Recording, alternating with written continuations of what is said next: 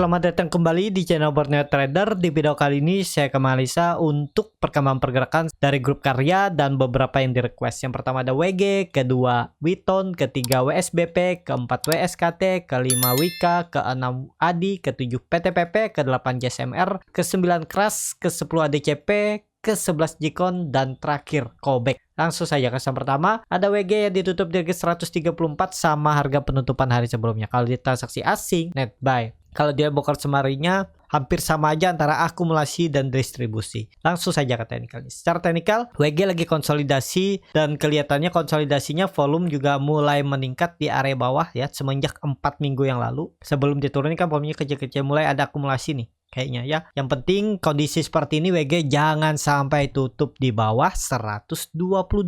Itu aja kunci WG. Kalau sampai minggu ini tutup di bawah 128 ya udah indikasinya jelek, turun lebih dalam. Kelihatannya memang dia itu gagal menembus EMA 20-nya garis biru, tapi dia membentuk doji dan volume membesar di area 134 136 nih ya. Jadi kalau besok Senin dia tembus 136 atau Selasa apalagi 140 lanjut ke atas. Sinyal mencoba uptrend untuk WG. Kalau dilihat dari time frame weekly-nya juga doji, oke lah ya. Harusnya kan candle hammer terbalik atau doji ini dikonfirmasi minggu kemarinnya turun, tapi lihat bertahan dan tutupannya itu sama harga penutupan minggu sebelumnya. Jadi menurut saya juga ada peluang technical rebound untuk WG minggu ini. Jadi seperti itu untuk WG. Langsung saja ke saham selanjutnya ada WSBP yang ditutup ARB ke harga 55.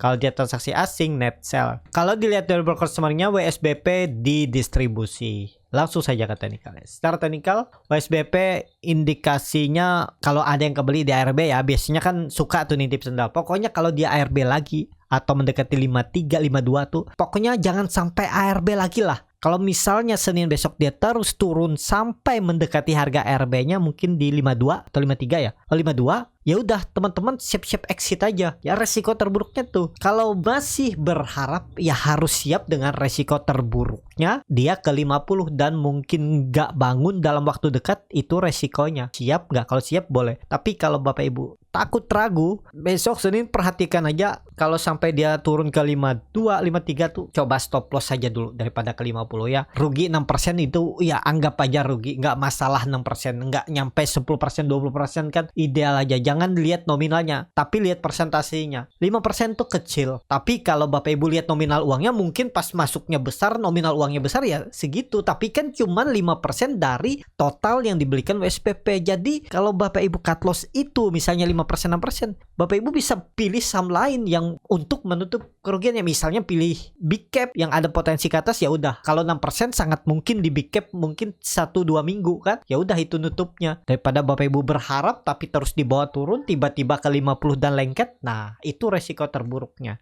Jangan melihat nominal uangnya. Kalau Bapak Ibu masih melihat nih nominal uangnya nggak tega cut loss, kalau 5% aja nggak tega cut loss, ada kemungkinan uang yang Bapak Ibu belikan WSBP itu nggak sesuai dengan psikologis Bapak Ibu. Ya. Tapi ada juga yang para trader beli karena belinya anggap aja nilainya kecil. Jadi ya nggak masalah 5%-nya, hold aja lah, lengket di 50. Nah bingung kan? Ada juga yang seperti itu. Nominal uangnya kelihatannya kecil, 5%, udah hold aja. Siapa tahu nanti naik. Nah siapa taunya itu resikonya ya. Ya tergantung masing-masing lah. Ya mana nyamannya aja. Kalau siap dengan resiko yang seperti tadi saya bilang, kalau misalnya dia nyentuh ARB dan nggak bangun, besoknya ARB lagi itu lengket di 50. Itu aja resiko terburuknya, lengket di 50. Kapan bangunnya kita nggak tahu dan potensi bisa ada delisting. Nanti kan ya itu resikonya. Kalau Bapak Ibu siap ya boleh-boleh aja. Seperti itu untuk WSBP. Langsung saja ke saham selanjutnya. Ada Witon yang ditutup di harga 165 terkoreksi 1,19%. Kalau dia transaksi asing net sell. Kalau dia broker summary-nya Witon ada distribusi. Langsung saja ke teknikalnya. Secara teknikal Witon dengan kondisi seperti ini besok harus hijau rebound. Jangan sampai arah 160. Kalau dia mengarah 160 besok koreksi lagi satu candle, susah dia nembus 174, 275. Kalau mau bagus memang besok harus candle hijau. Minimal tutup di atas 168. Bagusnya lagi kalau bisa besok itu nggak turun dan dan seminggu ke depannya tembus 175, tembus EMA 60-nya ini bagus, pola cup and handle. Targetnya 180 dan mungkin sampai 200 untuk Wheaton. Kalau dilihat dari time frame weekly-nya, dia membentuk candle evening star. Indikasinya sih turun, tapi tinggal lihat besok. Kalau besok dia nggak koreksi sih aman harusnya. Apalagi kalau rebound untuk Wheaton. Level psikologis Wheaton 175, tembus itu siap-siap uptrend. Dan ini bisa jadi konfirmasi swing low. Kalau minggu ini dia nggak koreksi lagi di bawah 165, ini bisa jadi konfirmasi swing low dan siap-siap naik lebih tinggi. Tapi mendekati hari lebaran, ya kalau bisa profit, misalnya ada yang beli di 165, 166, kalau mendekati tanggal 19 kalau masih profit, jaga-jaga untuk TP dulu boleh juga. Ya nanti kalau ada indikasi kuat naik, beli aja lagi harga atas, nggak masalah sebenarnya. Jadi seperti itu. Untuk Wheaton, langsung saja ke saham selanjutnya. Ada WSKT yang ditutup di harga 208, terkoreksi 1,88%. Kalau dia transaksi asing, net sell. Kalau dia bakal semuanya WSKT di distribusi. Langsung saja ke teknikalnya. Secara teknikal, WSKT sudah 4 hari koreksi terus dan ada indikasi perlawanan di area 210, 208 nih, tapi support kuatnya pakai aja 200. Kalau sampai minggu ini WSKT tutup di bawah 200, indikasinya jelek. Kalau mau nawar risknya kecil, nawar di bawah 206 sampai 200 tuh bisa spec buy. Bisa stop loss di 198, 197. Pokoknya tutup di bawah itu jelek lah. Kalau mau bagus ya minggu ini rebound, kembali tutup di atas 220, itu bagus untuk WSKT. Jadi WSKT juga sudah membentuk lower high lower low dari 3 minggu yang lalu. Itu berarti indikasinya kan bisa lanjut downtrend. Tapi konfirmasinya minggu ini, kalau minggu ini tembus 220, oke. Dan jangan turun dari 200. Bisa jadi nanti WSKT itu malah konsolidasi. Supportnya 200, resistennya 220. Tektok area ini. Jadi memang 208 tuh harga tanggung. Tapi apakah harga tanggung pasti turun? Enggak juga. Bisa aja Senin malah teknika rebound. Ya, karena disitulah psikologis pasar. Retail banyak beli, kalau nggak banyak beli bisa aja rebound, atau buying power retail ngangkat harga WSKT dari 208 bisa terjadi, tapi support kuatnya 200. Itu aja, gimana strategi Bapak Ibu lah kalau mau beli WSKT. Tapi ada peluang bisa jadi teknika rebound juga minggu ini. Kalau mungkin satu candle koreksi, Senin Selasanya baru rebound. Seperti itu. Untuk WSKT, langsung saja ke saham selanjutnya. Ada Wika yang ditutup di harga 488 sama harga penutupan hari sebelumnya. Kalau dia transaksi asing, net buy. Kalau di bakal Wika di distribusi. Langsung saja ke teknikalnya. Secara teknikal, Wika Doji 480 harus dijaga. Ini candle Doji ada bisa konfirmasi untuk rebound. Target reboundnya nggak usah jauh-jauh dulu. 500 sampai 525 itu aja dulu. Ya, seminggu ke depan kalau kan 525, 6%, 7% kan lumayan juga.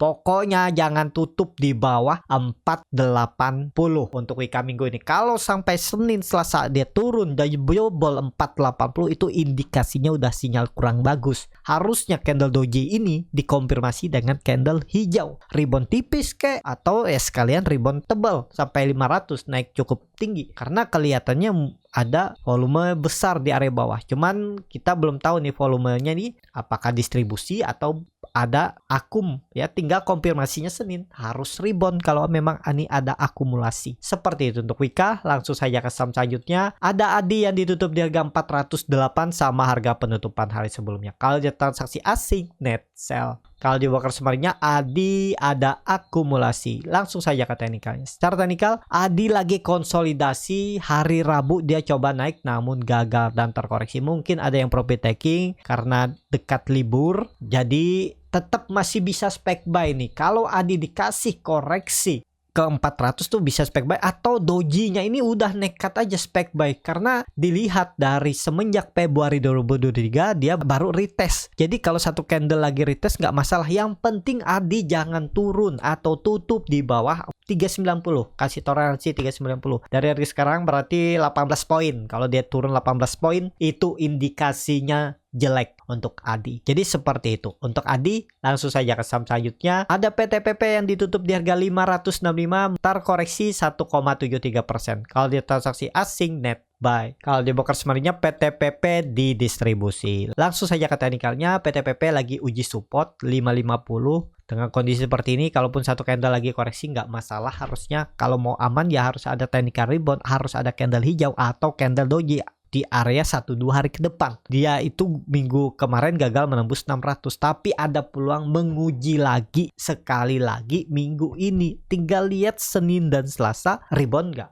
Ada candle hijau nggak? Kalau ada candle hijau, ada sinyal oke lah untuk PTPP kembali uji resisten sideways atau konsolidasinya di 600. Kalau dilihat dari time frame weekly-nya, memang satu candle merah, satu candle hijau. Nggak masalah karena dia nggak membentuk low baru di bawah 550. Jadi kemungkinan bisa jadi ada candle hijau minggu ini untuk PTPP. Seperti itu untuk PTPP. Langsung saja ke saham selanjutnya. Ada JSMR yang ditutup di harga 3.380 menguat 1,5%. Kalau dia transaksi asing net buy. Kalau dia broker semuanya JSMR ada akumulasi. Langsung saja ke teknikal. Secara teknikal JSMR apakah sentimen mendekati lebaran ditarik naik? Ya itu kalau menurut news. Tapi kalau menurut teknikal memang dia itu mantul dari 3.000 dan tembus lagi 3.200. Kondisi seperti ini udah oke. Polarization wedge-nya juga gagal. Kalau ada koreksinya itu malah kesempatan spec buy. Kondisi seperti ini biasanya sih valid breakout, tapi harga belinya kurang ideal. Kalau dikasih koreksi ke 3.280 sampai 3.250, area ini area spec buy dengan target 3.500. Trend downtrend semenjak Februari 2023 juga sudah dipatahkan, dan kalau dia retest dulu mungkin 1 hari 2 hari ke depan retest, yaitu kesempatan spec buy. Pokoknya JSMR dengan kondisi seperti ini minggu depan sampai April berakhir itu nggak boleh turun dari 3.200. Kalaupun nggak mampu uptrend, minimal dia itu konsolidasi 3.200 sampai 3.400, 6% konsolidasinya. Ya itu idealnya konsolidasi sideways saham-saham seperti JSMR itu di 5 sampai 6% dari support ke resisten. Seperti itu untuk JSMR. Langsung saja ke saham selanjutnya. Ada Crush yang ditutup terkoreksi 0,69% ke harga 284. Kalau dia transaksi asing net sell. Kalau dia broker summary-nya Crush di distribusi. Langsung saja ke teknikalnya. Secara teknikal Crush yang indikasinya ada pola bullish pennant ataupun pattern play ataupun symmetrical triangle, tapi gagal ya yang pola symmetrical nih triangle. Tapi bisa jadi ini gambarnya pola pattern break nanti. Cuman terlalu dalam sebenarnya. Tapi kalau Bapak Ibu berminat, ini kan ada candle pembalikan arah. Ya Bapak Ibu bisa pakai low-nya itu 276. Pokoknya kalau sampai dia tutup di bawah 276, tinggalin aja. Atau kalau mau cicil-cicil 280 tuh level psikologis. Harusnya ada technical rebound. Kelihatan hari Kamis kemarin dia itu ke 282 terus ditarik naik tipis kan. Jadi kondisi seperti ini bisa jadi ada technical rebound juga Crush minggu ini ya. Kalau koreksi perlu hati-hati kalau Bapak Ibu yang punya dari harga atas mungkin 284, 290, hati-hati kalau dia turun dari 276. Kalau sampai tutup di bawah itu indikasi pola dead cat bond. Dengan kondisi seperti ini harusnya Crush tuh minggu ini langsung hijau. Paling mungkin satu candle aja koreksi terus harus hijau kalau memang mau oke, mau bagus pergerakannya. Kalau dilihat dari time frame weekly-nya memang ada candle hammer terbalik ekor panjang dari atas, berarti seller kuat. Tapi nggak masalah, yang penting jangan turun dari 280. Kalau misalnya minggu ini dia ada koreksi satu candle lagi, ya hold aja dulu. Pokoknya yang penting jangan tutup di bawah 27 ohm. Seperti itu untuk Crush. Langsung saja ke saham selanjutnya. Ada ADJP yang ditutup di harga 59 terkoreksi 1,66%. Kalau dia transaksi asing net sell.